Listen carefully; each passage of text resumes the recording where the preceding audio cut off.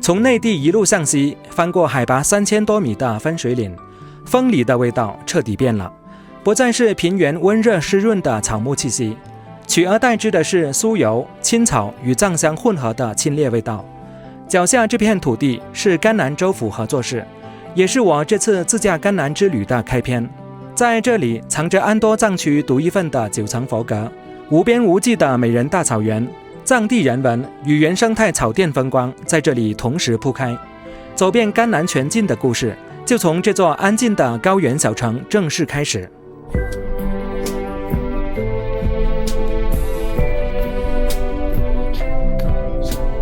来到合作市区最无法忽略的地标，就是这座位于城北高地的米拉日巴佛阁。在整个安多藏区9层结构的佛阁仅此一座，没有同类建筑可以和它对标。它不仅是一座佛阁，更是一座活着的藏传佛教立体博物馆。这里的9层楼阁，每一层对应不同的修行法门、不同的佛像，每一层都是一段藏传密宗的发展史。这也是我把它作为甘南第一站人文核心打卡点的根本原因。这里有4座整齐排列的白塔，在塔尖上呢是刻满了6字真言。有当地藏民在这里转塔，我也跟着来转一转。在这里散步的话呢，能够清晰地感受到海拔3000多米带来的轻微缺氧感。在这里面大致可以分为2个群体，一类就是像我这样来旅游观光的，另一类就是本地藏族百姓，他们手里还会拿着一串佛珠，步态非常的从容。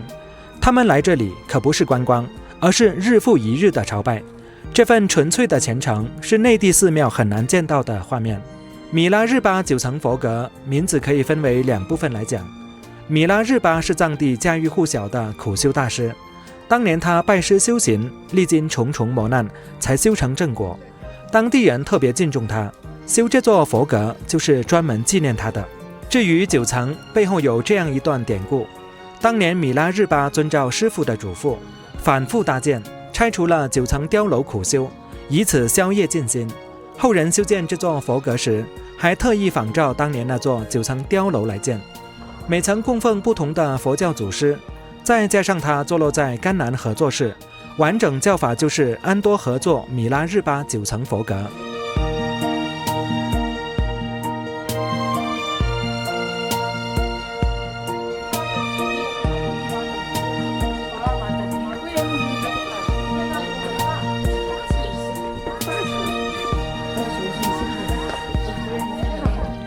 走进佛阁的第1层，浓厚的酥油香气扑面而来。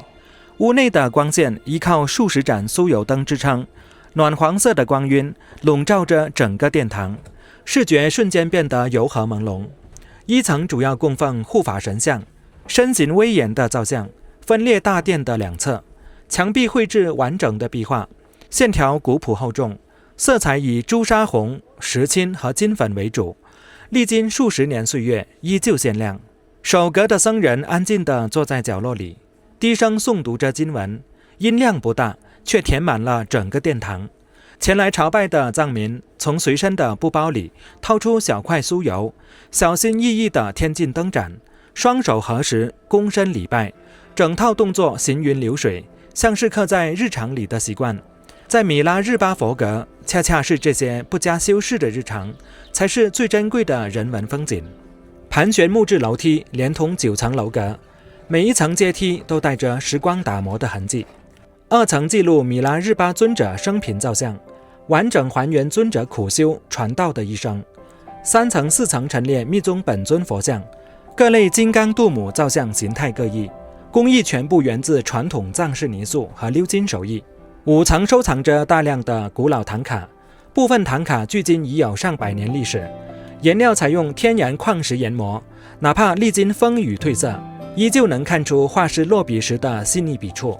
6至7层摆放完整的藏传佛教法器、古籍经文、藏地民俗老物件，完整拼凑出了安多藏民千百年的生活轨迹。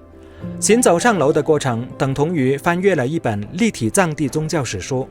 这样独特的建筑布局，在整个安多藏区仅此一例。顶层供奉的是米拉日巴尊者的主像，也是整座佛阁的核心供奉点。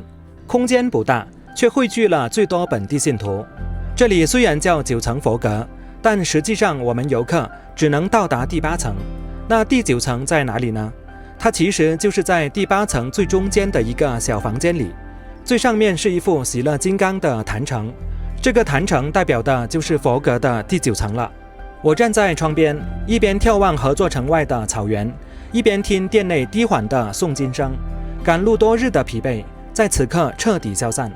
很多人说甘南的人文核心在夏河县的拉卜楞寺，可我始终觉得，若想先读懂安多密宗的基础脉络，米拉日巴佛阁是无法跳过的前置课堂。这座安多独一份的9层佛阁，为我这次甘南之旅奠定了人文底色。它没有宏大的名气，没有拥挤的旅行团，却用一层又一层的造像、文物、壁画，铺开了安多藏地的信仰根基。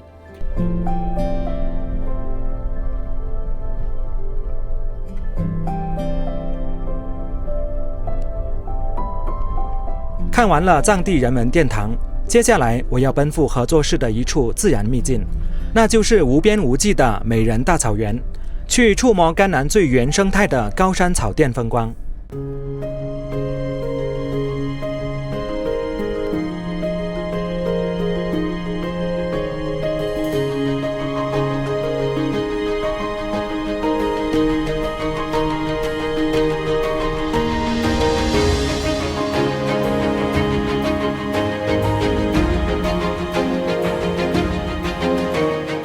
经过一座非常漂亮的村子，名字叫额和拉。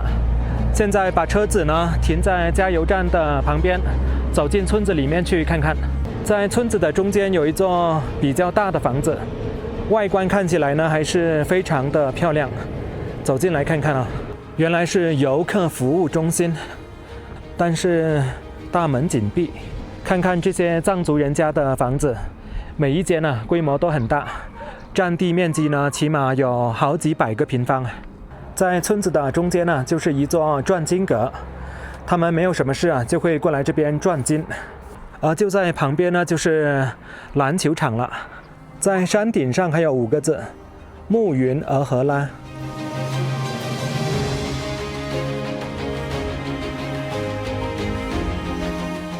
这个村子还是建设得非常好，马路是通到每家每户。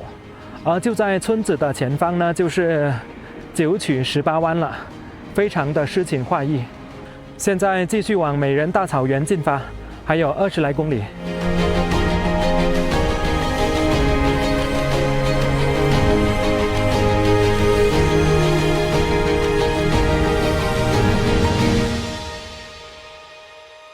从市区向东行驶半小时车程，城市建筑彻底消失，眼前只剩下无边无际的绿色。美人大草原毫无征兆地铺展开来，不同于川西陡峭山谷间的零碎草甸，也不同于若尔盖地势平坦的湿地草甸，美人属于高山丘陵草甸。整片草原由无数连绵起伏的平缓小山坡拼接而成，高低落差极小，像在大地上铺开了一层厚实的绿色绒毯。视线所及之处看不到裸露黄土，这里完整覆盖了原生牧草，是甘南境内保护最为完好、游客密度最低的原生态草原。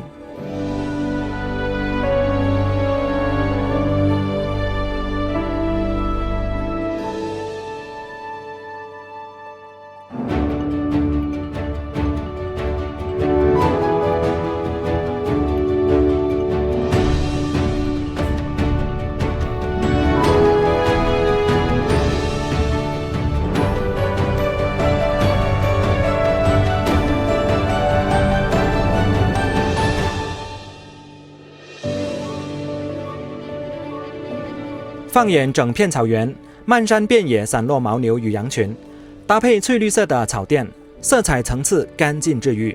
牧民很少驱赶牛羊，任由它们自由觅食。整片草场遵循自然放牧节奏，没有过度养殖破坏生态，牧草常年保持旺盛长势。这里的海拔在3600米左右，气温常年维持在10几摄氏度，在夏天完全不需要空调，是一个天然的避暑胜地。草原上的风干爽清凉，深呼吸一下还能闻到一股淡淡的青草味。看一下我现在穿的衣服，这就是甘南的夏天了。不过今天呢是阴天的状态，所以说气温呢会更低一点。现在的温度呢是13度，如果说是有太阳的话呢，应该是有20来度。这种草丘它的学名是叫做冻长丘，简单来说啊，就是让冰给顶起来的。在高原上呢，冬天比较冷，泥土里啊有水，冬天地底下的水结成冰之后呢，就会膨胀，就把上面的草垫啊一点点给顶上来了。到了春天呢，冰融化了，草地又落回去了。但是一年又一年这样反复，就形成了我们现在看到的疙瘩形状了。这也是全亚洲唯一的一片疙瘩草原。这里有一个观景台，好多游客在这里拍照呢。现在也过来看看。美人集就是当地的一个集市，进来看看都是卖一些什么东西。这是土拨鼠还有藏族的帽子，也有一些用于拍照的服装。到游览步道上面走一走，看一下这个游览步道，它是用一根根钢管啊顶在草原的上方，不让游客下去踩踏。这里看到的羊呢还是比较特别，以前看到的羊啊都是黑色或者白色，而这里的羊呢身上的毛啊是棕色和白色相间的。大家看一下另一边，那就是长达600米的金帆隧道了，这也是美人大草原标志性的景观。现在就把车开过去，沿着草原公路继续向前行驶。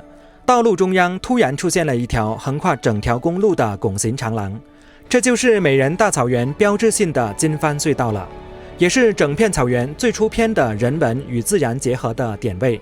整条隧道由上万条蓝白红黄绿5色金帆层层悬挂交织而成，两侧的杆子支撑起拱形结构，长度有600米。抬头望去，五彩金帆层层叠叠遮蔽天空，风一吹，数万条金帆同时翻动，哗啦啦的声音响彻整条长廊，会给到人一种视觉与听觉的双重震撼。5个颜色的金帆各有含义，蓝色代表天空，白色代表云朵，红色代表火焰，绿色代表草木，黄色代表大地。牧民悬挂金帆，是借山间的长风，将印在金帆上的经文送往天地四方。风每一次吹动金帆，就等同于诵读了一遍经文，祈求草原风调雨顺，牛羊兴旺，众生平安。在高空航拍视角下，翠绿色的草甸无边铺展开来，笔直的公路横穿草场，彩色金帆隧道如同一条丝带系在道路中央，画面层次饱满，是独属于美人大草原的标志性镜头。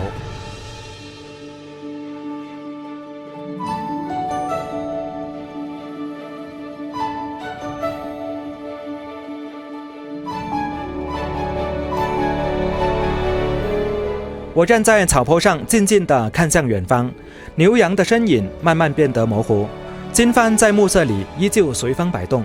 此刻，我的内心格外平静。也许藏地草原的动人之处，就是这种缓慢松弛、人与自然共生的和平。走完合作式的米拉日巴佛阁与美人大草原，我的甘南开篇之旅到此暂告一段落。这座藏地小城没有耀眼的光环，却用9层佛阁、厚重的密宗文化和连绵的草甸，为整条甘南旅途打好了基础。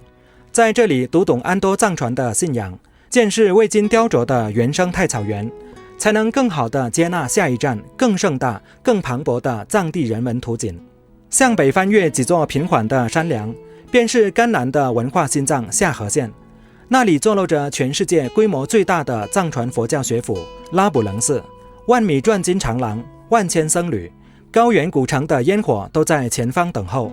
合作是序曲，下河才是这场藏地人文之旅真正的华彩篇章。收拾行囊，我们即刻出发前往下河。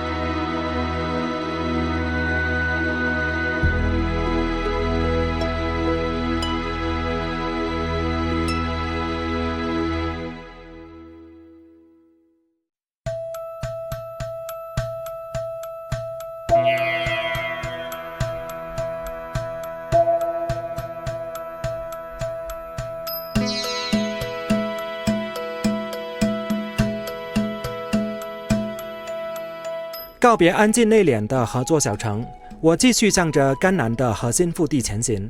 如果说合作的9层佛阁与美人大草原让我初步触摸到安多藏地的温柔底色，那接下来抵达的夏河县就是把甘南最浓郁、最地道醇厚的藏地风情完完整整地铺展在我眼前。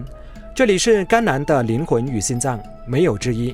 相比于合作的小众清新，夏河自带厚重的人文气场与辽阔的自然意境，藏地的信仰烟火，草原的自由野性，千年的秘境沧桑，全部汇聚在这座高原小城。这一站，我不再是初识藏地的过客，而是真正沉浸式走进甘南最核心、最动人的风景里。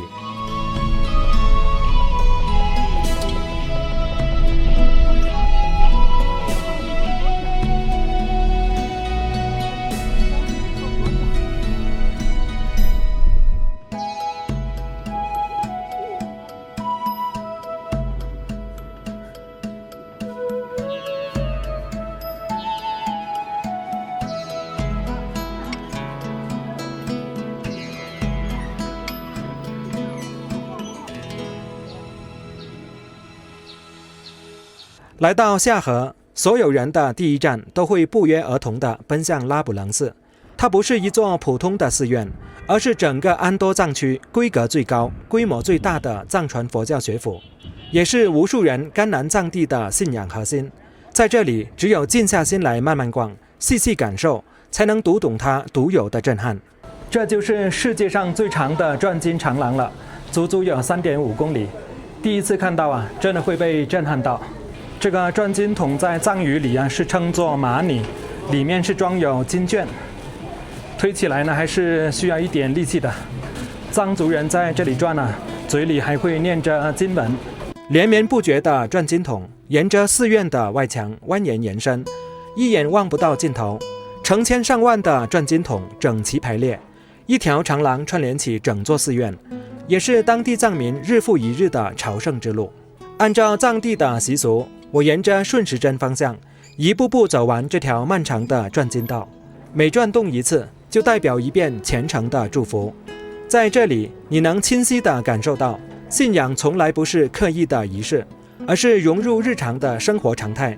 白发苍苍的老人，背着书包的小孩，身穿藏袍的牧民，不分年龄不分身份，都会抽时间出来转经祈福。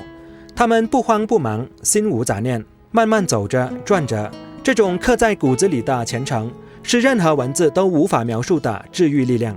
电影《天下无贼》刘德华有一个镜头啊，就是在转经筒这里拍的。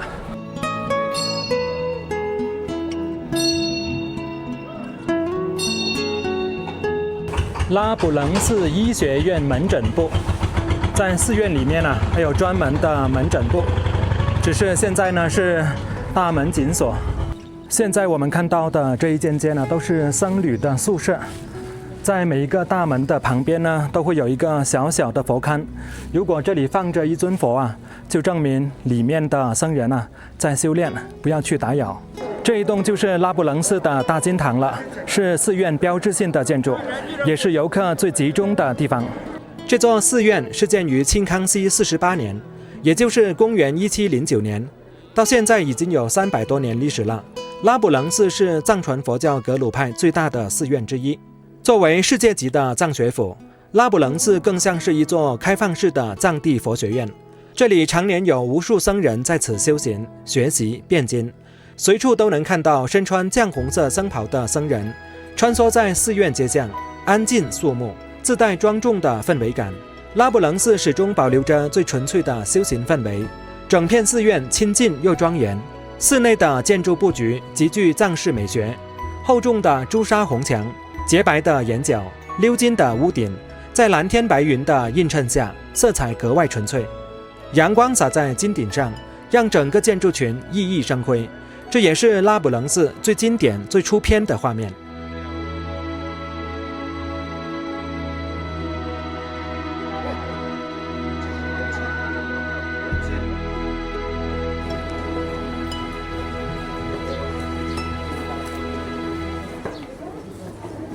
我们可以看到寺院围墙的上面这一节是赭红色的，它它的材料在藏语里是称作编码，就是一种灌木枝条。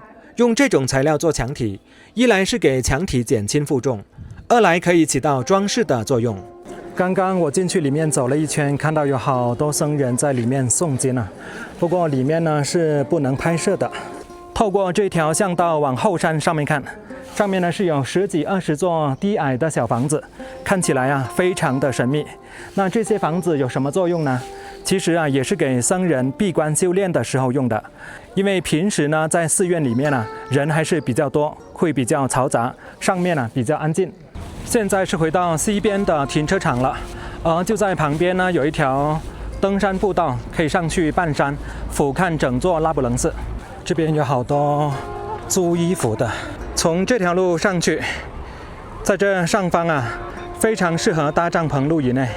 继续往上面走，站在这半山上往下面看，一座寺庙啊占据了半个县城哎。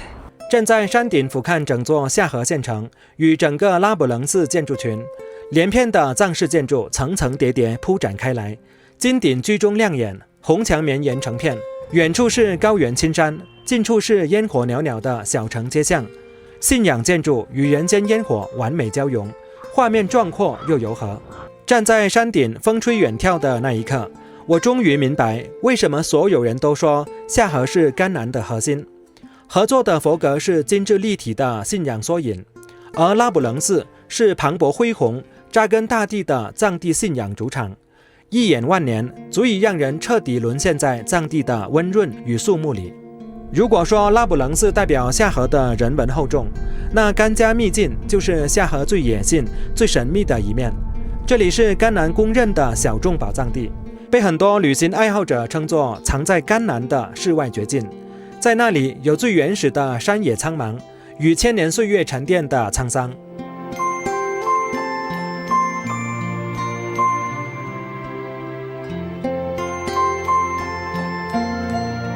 到了八角城的停车场了。我在2021年来的时候呢，这里是没有停车场，也不需要收费。现在呢是80块钱门票，还专门修了一座游客中心，到前面去买票。刚刚坐观光车进来了，观光车的费用啊是包含在80块钱的门票里面。这里面就是八角城了，另一边呢就是观景平台，有一条阶梯啊可以上去上方。在古城的外围是修了一条游览步道，可以环着古城转一圈。这下面是凹下去一截了，估计原来这里是一条护城河，不过现在呢已经干涸了，下面是长满了草。而城墙的上方呢非常清晰啊，一层一层是以前的夯土城墙。可以看到游客最集中的区域呢就是这一块观景台这里了，反而很少游客会走进古城里面去看一看。有2位本地的小孩在这里打篮球，看一下另一边，那里就是白石崖了。等一下逛完了八角古城之后呢，就到白石崖那一边看一看。踏入秘境，首先看到的是藏在草原深处的八角古城，这是甘家最有故事的地方。根据夏河县志记载，它始建于西汉昭帝始元6年，时称白石县，也是古丝绸之路河南道的重要节点。藏语称其为雍中卡尔，因城廓呈空心十字形，有8个城角而得名。它曾是历代政权争夺的军事重镇，如今褪去喧嚣，只剩残垣与草原相伴。从高空航拍视角下，古城轮廓规整独特，8面城墙清晰完整，静静地矗立在广袤的甘家草原中央，被山野与绿草环抱。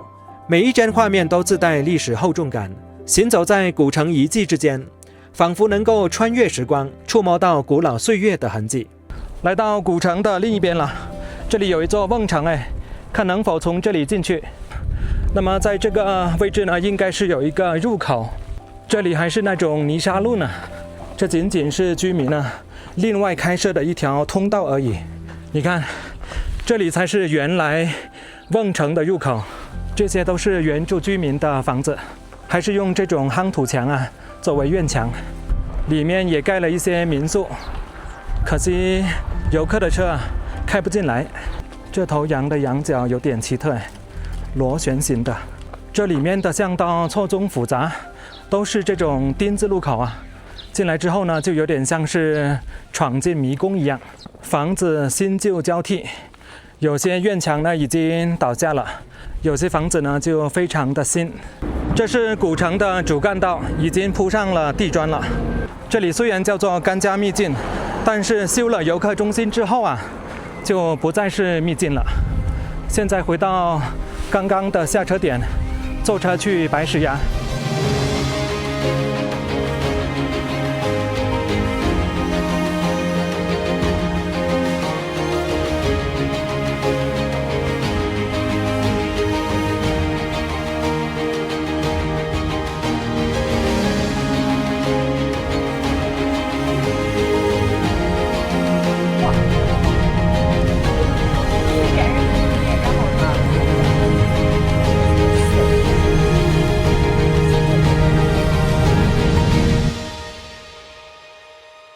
告别八角古城的千年沧桑，不远处就是横贯天地的白石崖巨型岩壁，也是甘家秘境的视觉核心。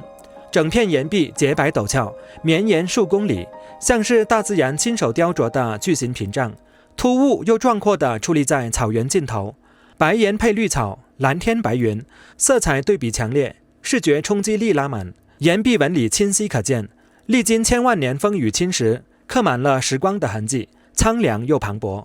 21年那一次来到这里，由于时间呢是比较晚了，所以说就仅仅航拍了一下。这一次呢有足够多的时间，可以进去里面逛一逛。那里面呢是有一个溶洞，非常的漂亮。这旁边是有一条小溪，堆着很多蚂蚁堆呢。而在对面呢还有一些人在搭帐篷，不过这些啊应该是本地人了。这边还有更多呢。现在回到游览栈道上去溶洞看看。原来不需要走很远，这上方就是溶洞的入口了。大门的入口处，原来这里有一棵古柏在支撑着呢。这里还有一个比较浅的溶洞，这里才是主要的洞口。里面也是摆了很多佛像，16万年前的丹尼索瓦人的牙齿。看到里面呢是有一个铁门被锁起来了。我发现一个古迹，这个应该是古人类开凿用来锤东西、种东西的。好多土拨鼠啊，这么大，像一只宠物狗那么大。它以为我有吃的，呵呵。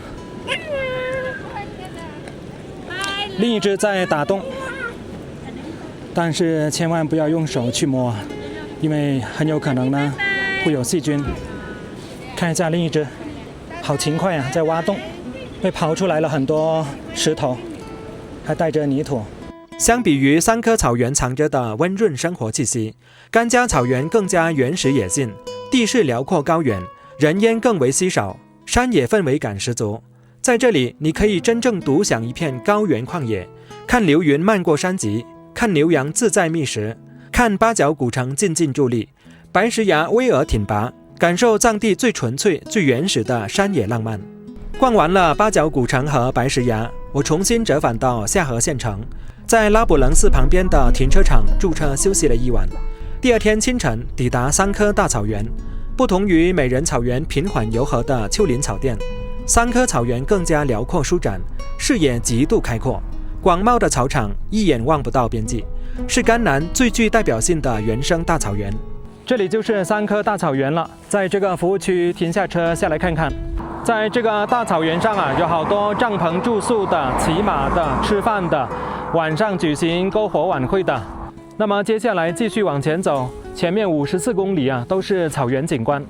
夏河的美是层次极致丰富的，有拉卜楞寺的信仰厚重，有甘家秘境的苍茫野性，也有三棵草原的温婉烟火，一城及其佛韵，草原、古城、秘境溶洞，这也是它能稳坐甘南核心地位的原因。夏河把甘南的人文底蕴与自然灵气完美融合，让这趟藏地旅途有信仰可奔赴，有山野可治愈。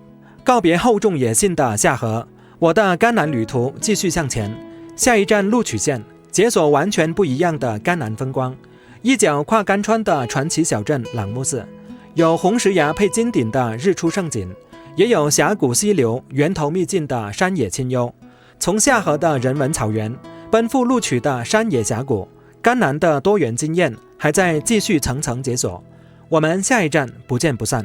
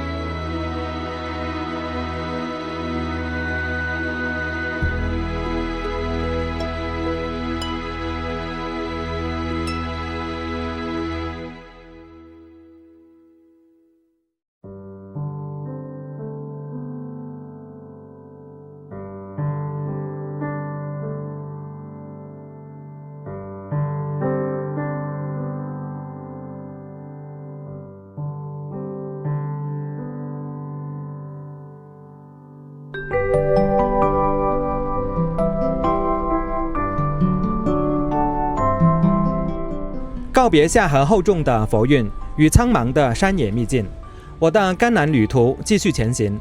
如果说下河是一眼惊艳、层次饱满的藏地核心，那录取就是藏在甘南腹地，兼具信仰温度与独特地域风情的宝藏之地。这里没有厚重庄严的压迫感，取而代之的是一阵横跨干川的奇妙格局，还有藏地寺院与自然秘境交融的别样美好。一路向南前行，我很快就抵达了朗木寺。估计很多朋友和我一样，最开始都以为它是一座寺庙，其实它是一个镇的名字。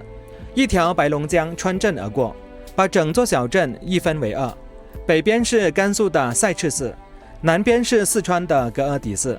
大家平时说的朗木寺，指的就是这座小镇。一镇跨两地，一水分两寺，这样独特的格局在整个藏地都独一无二。不过也有人会把镇子里的两座寺院合起来叫朗木寺。甘肃这边的赛赤寺，由于在地势较高的位置，被大家称作上朗木寺，而把地势较低的格尔底寺称作下朗木寺。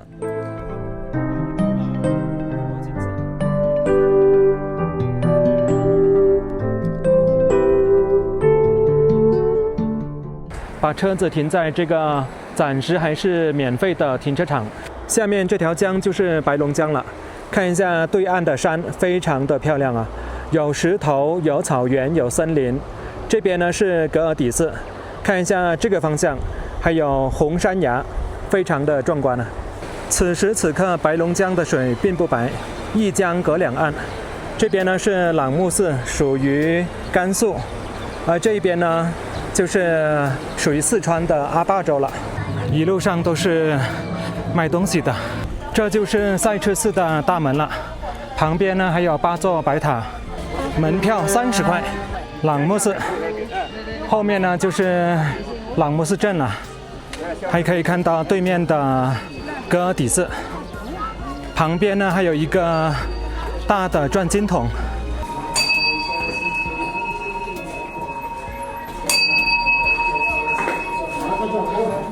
这里还有一座白塔，也进来里面看一看。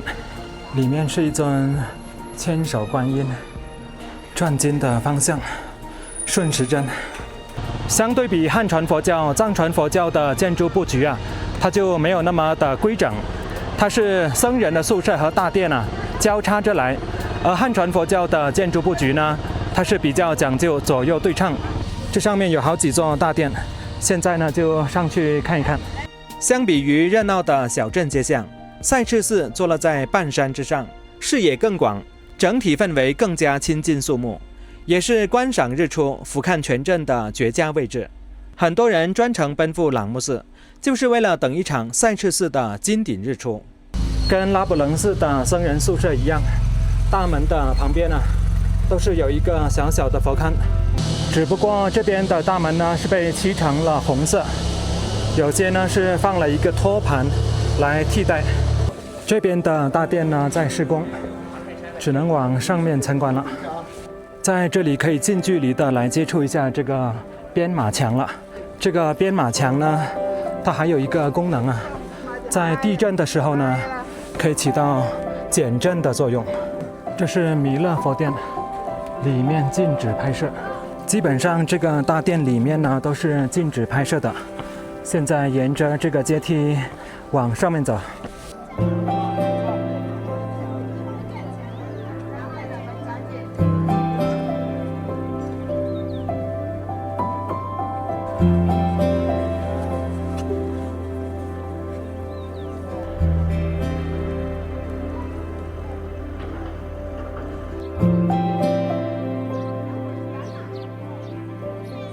清晨的赛赤寺是整座朗木寺一天中最神圣、最灵动的时刻。远处的红山崖沉稳矗立，暗红色的岩壁沟壑纵横，肌理粗犷，自带苍茫厚重的质感。等到第一缕朝阳穿透云层，最先点亮的就是寺院的鎏金顶，金色光芒慢慢铺开，从屋顶蔓延到整座寺院。红墙金顶搭配赤红山崖、青绿山野，色彩纯粹又壮阔。站在赛赤寺的晒佛台远眺，视野毫无遮挡，整片朗木寺小镇尽收眼底。错落的藏式民居，蜿蜒的白龙江，连绵的山谷草原，两省风光融为一体，没有边界，没有隔阂，灵动又治愈。晒佛台宽阔平整，依山而建，背靠巍峨山崖，在盛大的节庆时，还会展开巨大的坛卡，迎来万众朝拜。平日里走在里面，能清晰地感受到藏地信仰的庄重与纯粹。此时此刻，山寺崖融为一体，构成了朗木寺最标志性的风景。如果说夏河拉卜楞寺是恢宏盛大的藏地学府，那赛赤寺就是藏在半山、安静治愈的小众佛境，低调却足够惊艳。现在走到观景台这边来了，从这边看过去呢，整片建筑群啊，金碧辉煌。那些有金顶的就是大殿，前面这些白色的房子啊，就是僧人的宿舍。这个观景台是整个朗木寺镇视野最开阔的地方了。往这边走过去呢，还有天葬台、活佛寝宫呢，过去看一看。现在就往天葬台那个方向走过去，有1.6公里，需要28分钟。这里还修了一条马路，有些游客直接开车过去。来到这里，看到有好多帐篷啊，不停的有僧人在这里走来走去，他们在搬被桶，可能晚上在这里过夜。我猜想这些帐篷啊，就有点类似拉卜楞寺后山的小房子。现在还要继续往前面走，走了差不多有一半了。这上面还有一个自来水厂呢。这里的海拔是3449。下面呢大概是3000左右，所以说在高处啊建一个水厂，能够形成水压。到了朗木寺水厂之后呢，往这边拐，看到上方有经幡的地方啊，就是天葬台了。非常可惜，禁止游客步入天葬台，就是在那个位置。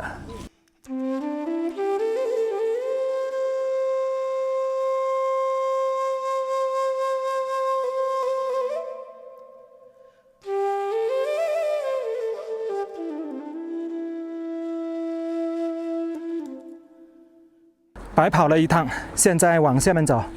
在藏区啊，比较通用的藏法呢是有5种：塔、火、天、水、土。其中塔藏呢是比较高规格的，要那些高僧大德啊、活佛啊才可以用。那么在西藏呢，同样是有火葬，这种呢也是规格相对来说比较高。大家比较熟知的呢就是天葬和水葬了。那么其中有小部分地区啊，还有岩洞葬，甚至呢还有室内葬，但这些呢都是非常小众的了。看完了上朗木寺，现在就到下朗木寺去看看，也就是格尔底寺。过了这座桥之后呢，就是四川的阿坝州若尔盖县了。过了桥之后，到了一个3岔路口，然后向右转。跨过了白龙江，就从甘肃走进了四川，来到了朗木寺的另一半格尔底寺。和赛赤寺半山肃穆的氛围完全不同，格尔底寺更低、更平缓，紧贴小镇街巷，烟火气更足，少了几分高冷庄重，多了几分烟火市井。而这里最核心、最值得深度探索的，不是寺院建筑，而是藏在深处的自然秘境。可以看到这边的车呢还是比较多，都快堵在这里了。因为现在呢是暑假嘛，所以说过来自驾的人呢还是比较多。街道两边呢就是各种各样的店铺。你看这边的招牌就是川西了，四川省。这就是格尔底寺的大门了。藏族的寺院呢都是这种金碧辉煌的屋顶。众生平等，门票30块，这里还需要检票。咱可以顺着这个路往上走个500-600米，就能到寺庙的主殿，还有纳木大峡谷啊。就顺着沿着这个路往上走就行。主路顺着上去。对，顺主路。好的，谢谢。刚进大门有一个停车的位置，其实后面呢还有一个更大的停车场，所以说有很多车啊，他们要开进来。朗木寺商店。对，你需要讲解员吗？不需要，谢谢啊。寺庙里面呢还有商店，里面还有卖百事可乐。在这座寺院里面呢还有门牌号呢，还要继续往前面走。来到一个拐弯处，走上去看一看。旁边这些低矮的小房子啊，应该就是僧人的宿舍了。大殿的前方呢是有一个平台，在这里啊就可以看到对面的赛赤寺了。那边呢确实要高一些，而另一边呢就是红山崖了。在镜头当中看的话呢，感觉比较小，那么在现场看呢，其实是非常壮观的。既然都已经买票了，那就进去大殿里面看一看。前面这一间呢是空的，看看这些柱子，跟他们的僧袍的颜色是一样的，叫做赭红色。墙壁上这些呢就是非常精美的唐卡了。里面这一间呢就感觉非常神秘了，但是大门关着，也进不去。像这种老式的藏式建筑啊，大家仔细看它的墙壁，你看它是往这边倾斜的，也就是说它是一个梯形，因为它下面的墙体啊要厚一点，越往上面呢墙体就越薄。从这条巷子看过去就非常明显了，整体是往这边倾斜。其实很多游客进来格尔底寺并不是为了看这座寺院，而是为了走到寺院的后面，也就是纳摩大峡谷。那里的自然风光啊非常的迷人，而且那个地方呢也是白龙江的源头。走到这里看到有一面围墙，而里面呢就是有很多看样子像是有百年树林的柏树，而且在树的中间呢是有一座建筑的。在这边呢应该是有一个门，往回走看能不能进去。有一道铁门锁着，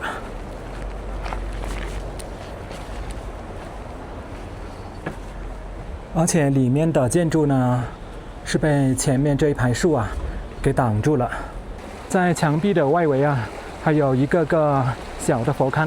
往这条巷道直走，前方不远处就是纳摩大峡谷了。竟然有湖北的旅游大巴开过来，那说明还是有旅游团过来这边的。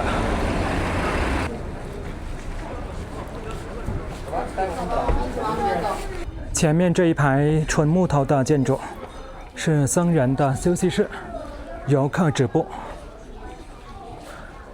这里是供灯台，想不到在这后面还有一座更大的建筑，但是这里面呢就不能够拍摄了。刚刚进去里面看了一下，进去的话呢还要脱鞋子。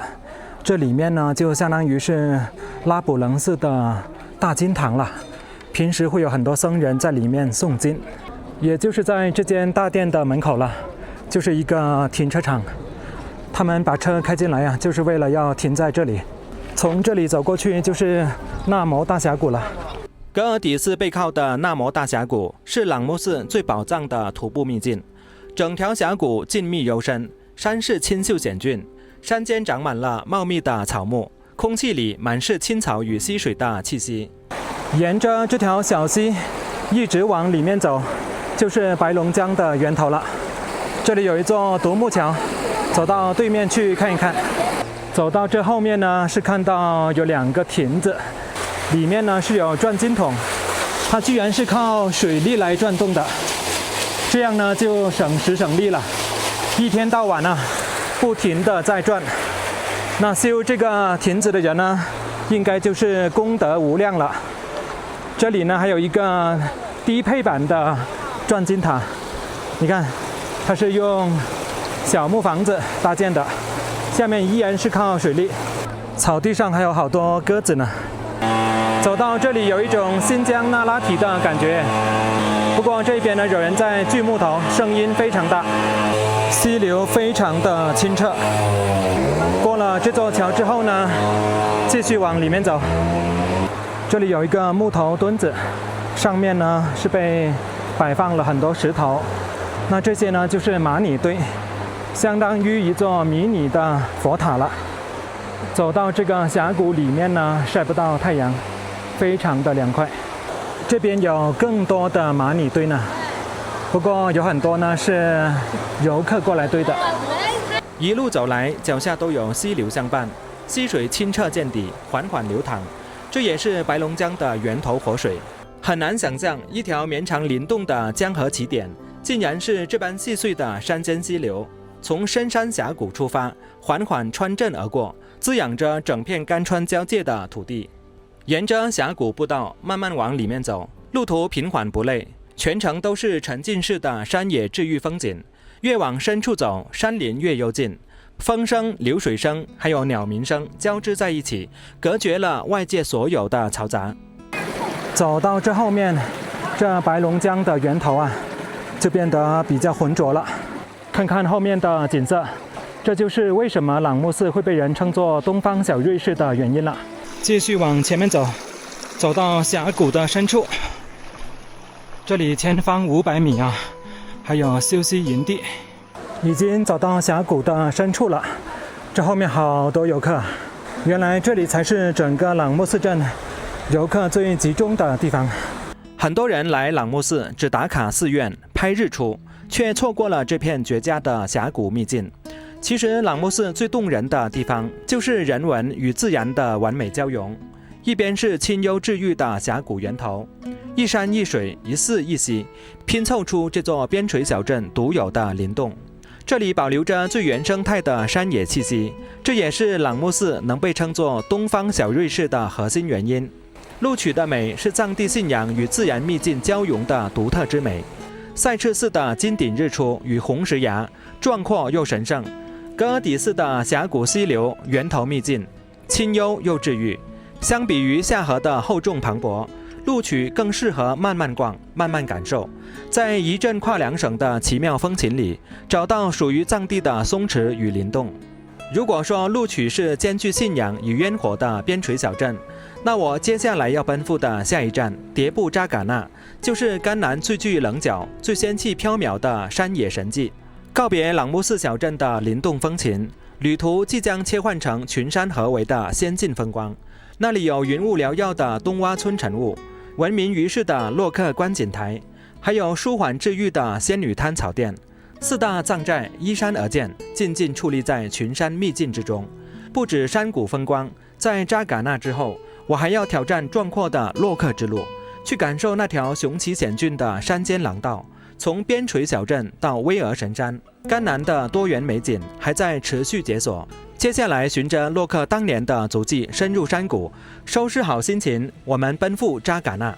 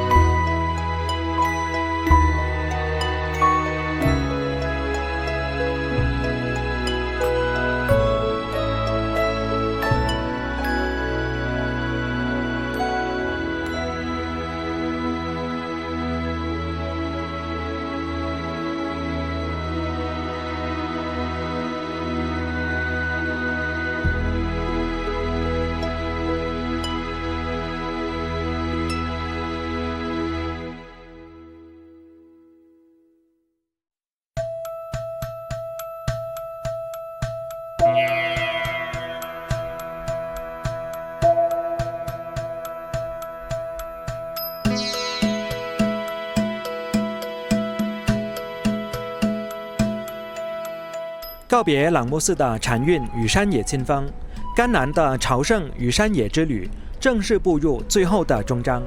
我一路穿山越谷，从甘南的山水禅境，驶入了截然不同的石城秘境。如果说朗木寺是清雅静谧的甘南诗意，那扎尕那就是甘南最惊艳、最具风骨的山野高光。不同于甘南随处可见的草原与湿地，这里独树一帜的石山围城地貌，将云海晨雾、古朴藏寨、高山草甸与苍茫山路尽数收纳，隔绝了俗世喧嚣。踏足这片土地，才明白为何它能成为甘南旅途里最让人念念不忘的隐士乌托邦。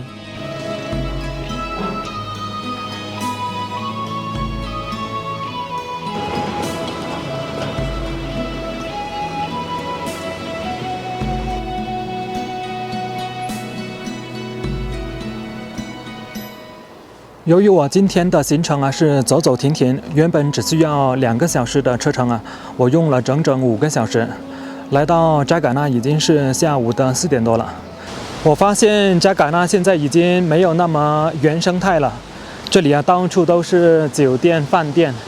扎尕那在藏语里的意思是石匣子，顾名思义，整片秘境被巍峨陡峭的石山四面围合，像一座天然雕琢、与世隔绝的巨型石城。扎尕那由4座藏寨组成，从山谷低处到半山高处，依次是东洼村、叶日村、达日村和代巴村4个村落，紧紧依偎在石山的怀抱里，层层叠叠，错落有致。最先抵达的东洼村，这是扎尕那的门户，也是整片山谷最热闹、最具烟火气的村寨。作为景区入口的第一站，这里的配套最完善，民宿、餐馆、小店错落分布，是大多数游客落脚休整的地方。在这里，藏式木屋、白塔金幡、青稞梯田交织在一起，是踏入扎尕那最先感受到的人间烟火。4座村寨层层递进，从人间烟火到山野秘境，拼凑出扎尕那的万般韵味。山下是寻常生活，半山是田园诗意，山顶是隐士秘境，一步一景，层层惊艳。这也是扎尕那区别于甘南所有风景的独特魅力。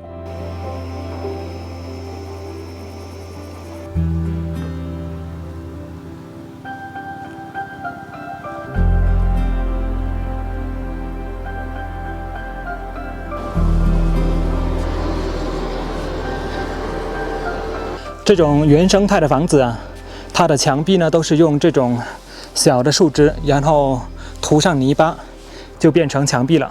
这边的围墙也是用同样的材料做的，在过去就连地板都是泥土的。这里还有一整排房间，过来看一下。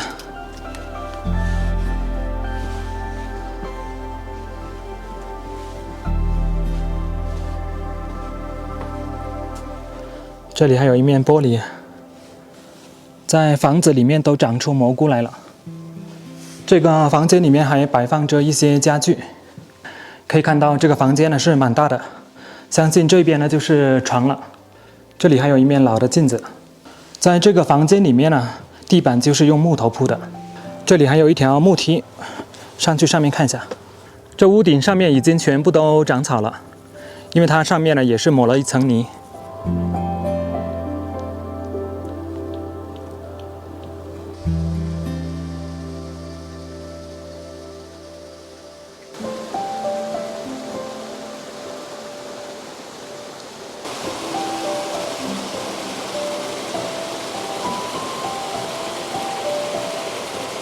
来扎尕那最不能错过的一定是早上的晨雾，而观赏晨雾的核心位置就在东洼村。我特意起早守候，只为等一场扎尕那的仙气破晓。天刚蒙蒙亮，整片山谷还没有苏醒，山间的薄雾就慢慢升腾起来，轻柔地缠绕在石山岩壁之间。藏式木屋错落点缀在雾海里，若隐若现。远处的巨型石山只露出模糊的轮廓，仿佛悬浮在云海之上，完全就是世外仙山的模样。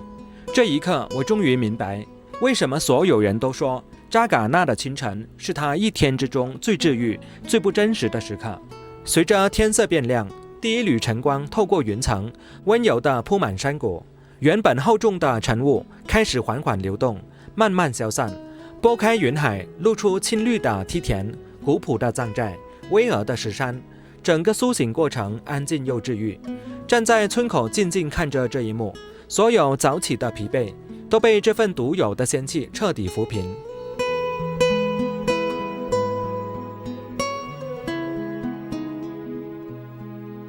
想要看到扎尕那的全貌，一定要登顶洛克观景台。这里是100年前探险家洛克拍摄扎尕那经典大片的机位。一路徒步上山，坡度很缓，空气清新，满眼绿意。徒步的过程本身就是一种治愈。今天我的第一站是要去到上面的仙女滩，因为这里是高原，海拔2700左右，所以每走一步都会比较累。往回看一下风景。登顶的那一刻，视野瞬间炸裂，四面巍峨的石山拔地而起，合围出一座完整的石头城。陡峭的岩壁雄浑壮阔，眼前是层层叠叠的4大藏寨和连片梯田，村落烟火，田园诗意，险峻石山完美交融，高低错落，层次分明。站在这里，能完整看清扎尕那的格局与灵气。山水相依，村寨相伴，既有大山的磅礴，又有田园的温柔。这里看起来像是帐篷露营区，但是咱们游客的车是不能够开上来的。如果说要把装备给背上来，很显然就太累了。紧邻洛克观景台的仙女滩，就是扎尕那的高山草甸。不同于观景台的壮阔震撼，这里的地势平缓，整片山坡被厚实柔软的青草覆盖。风吹草浪，绿郁翻涌，氛围感直接拉满。很多人在这里铺一块野餐垫，静静吹风、发呆，看云卷云舒，独享扎尕那的山野温柔。背靠巨型石山，面朝整片山谷村落，抬头是澄澈蓝天，低头是青绿草甸。这种松弛又治愈的山野氛围，是城市里永远感受不到的自由。如果说观景台是视觉上的震撼，那仙女滩就是心灵上的彻底放空。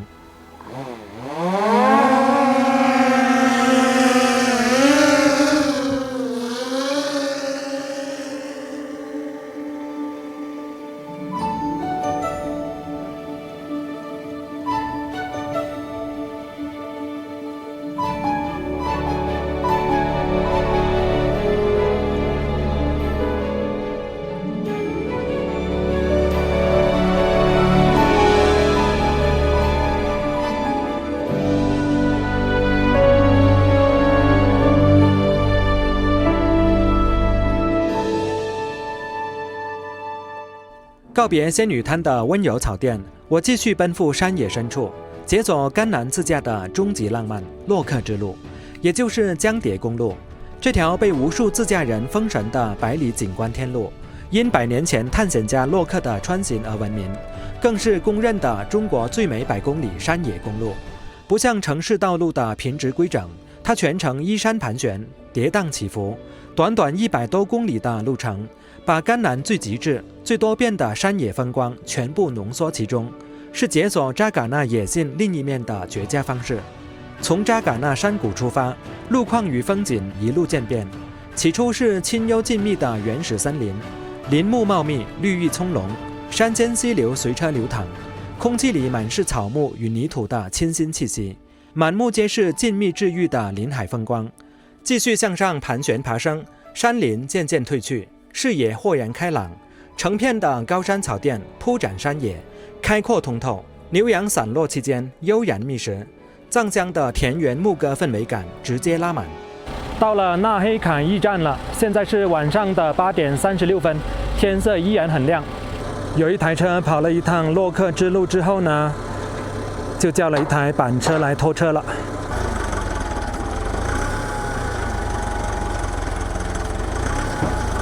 那今天晚上就在纳黑坎驿站过夜，明早出发走洛克之路。现在是早上的7点40，刚刚在那边呢吃了一碗牛肉粉。昨晚在车里睡觉，一群牦牛在车的周边走来走去，叮叮当当的，还有那种牛的鼾鼻声，非常奇怪牦牛晚上不睡觉的嘛。纳黑卡驿站，这里的海拔是3979米。对面呢还有很多帐篷呢，过来看看。这里的风景是真的不错，高山草原，上方呢就是裸露的山体岩石。纳黑卡也是从扎尕那出发的第一个驿站。现在继续往前面走。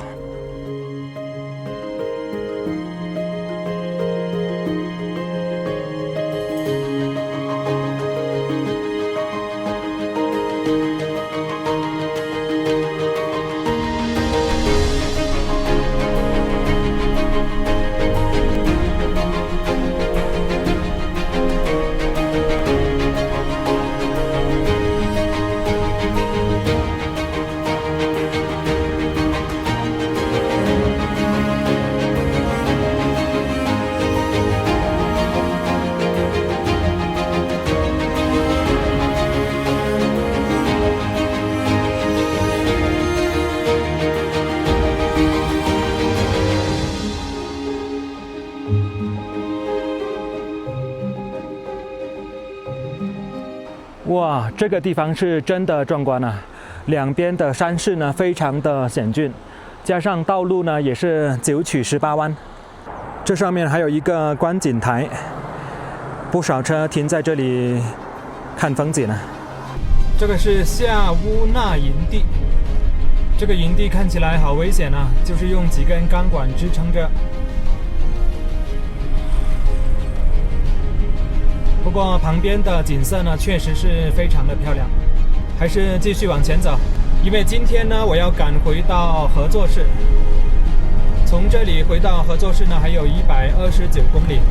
行至海拔3800米的光盖山垭口，整条洛克之路的精髓尽数显现，地貌瞬间切换为壮阔的石山，嶙峋岩壁层层叠叠，石山冷峻辽阔，自带苍茫大气的质感。风好大呀，这里最高点海拔4200米观景台，车子停在这里，到这边的观景平台来看看。光盖神山观景台，中国最美100公里，到处都是号称自己是最美的公路啊。不过洛克之路呢，确实是挺美的。在这里能真正体会到10里不同天，一路换四季的神奇。前一秒还是林海温润，这一秒便是山野壮阔，随手一拍都是不加滤镜的山野大片。整条洛克之路没有刻意雕琢的景点，最美的风景永远在路上。崎岖的山路，多变的地貌，治愈的绿意，辽阔的山景，组合成独属于甘南的野性与浪漫。不同于景区打卡的精致规整，这里的风光原始，纯粹自由。自驾穿行期间，追风越谷，翻山越岭，所有旅途的疲惫都被这一路山海风光尽数治愈。接下来连续下坡19公里，过了海拔4000米之后呢，全部都是这种砂石土路了，尘土飞扬啊。不过看起来呢，并没有太多的坑。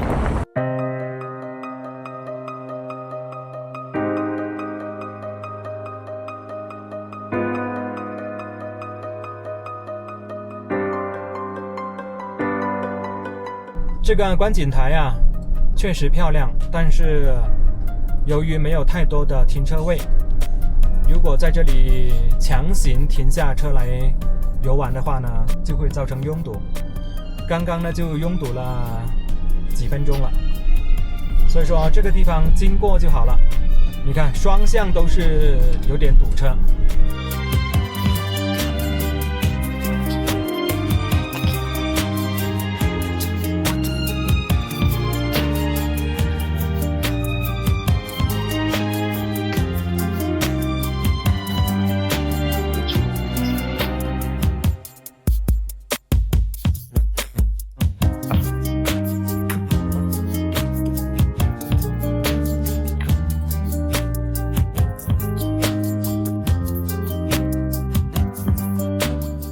现在车窗上呢已经贴满了灰尘了，我相信开房车过来游玩的朋友呢，可能会担心这条路会把车子给晃坏。其实我感觉大可不必有这种担心。最重要的就是要控制好速度。